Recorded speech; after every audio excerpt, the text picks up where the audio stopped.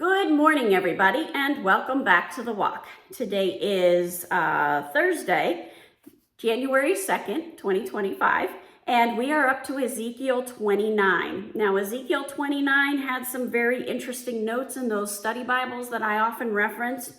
There's a lot to dig into, so we're just going to jump right into it. But I want you to remember before we do that Israel is seeing all these nations come under the judgment of God, and horrible things are happening, but Israel's being protected. And that brings us to the prophecy against Egypt. Now, before I get to this, in the Fire Study Bible, there was a note, and it applies to chapter 29 all the way through chapter 32. And the note is all about Egypt. And it says, these chapters give 7 prophecies of judgment against Egypt, because it was a world power that worshipped many gods and proudly boasted its strength. So Egypt's in the hot seat. It's going to be in the hot seat until we finish chapter 32. So we've got to be aware that Egypt is very idolatrous and has a lot of gods going on. So then we get to verse 1. In the 10th year, in the 10th month, on the 12th day of the month, the word of the Lord came to me. Right away, I'm wondering, when is this? Well, there's some debate about what this actual date would be. The Cultural Study Bible says, when compared to the date given in chapter 24, verse 1, this appears to be 1 year later. However, it has often been concluded by commentators that the notion in 24:1 is made in accordance with a non-ascension year system rather than an ascension year system. Those are 2 separate calendars, basically.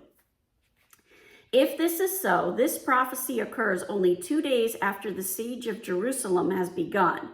This is more likely because the Egyptian response to the siege took place that first summer. So Jerusalem's just been, the siege on Jerusalem has just started. This prophecy against Egypt is coming right on the tails of that. Verse 2, Son of man, set your face against Pharaoh, king of Egypt, and prophesy against him and against all Egypt.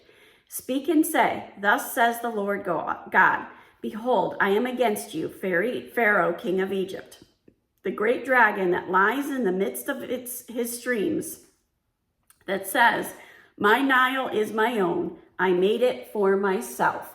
Interesting thing, dragon is often compared to Satan in the Bible. Here, this Pharaoh is being compared to a dragon. So by association, Pharaoh's being compared to Satan. Why? Because he's saying, all of this is mine. I did all of this myself. Once again, that pride is being pointed out. In the Cultural Study Bible, the reference for that dragon means this appears on the surface to refer to a crocodile. Crocodiles populated the Nile, so make an appropriate image. But they were also on the periphery of the conjunction with chaos creatures, which should also be suitable imagery here. What are chaos creatures? They're anything that pulls you away from God, which is Satan, right? Verse 4, I will put hooks in your jaws and make the fish of your streams stick to your scales. I will draw you up out of the midst of your streams with all the fish of your streams that stick to your scales. So these hooks in your jaws, that was often a method that was used in fishing. Verse 5, and I will cast you into the wilderness, you out into the wilderness, you and all the fish of your streams. You shall fall on the open field and not be brought together or gathered. To the beast of the earth and to the birds of the heavens, I give you as food. So their Cultural Study Bible had a note for this, give you as food the beasts of the earth and the birds of the sky.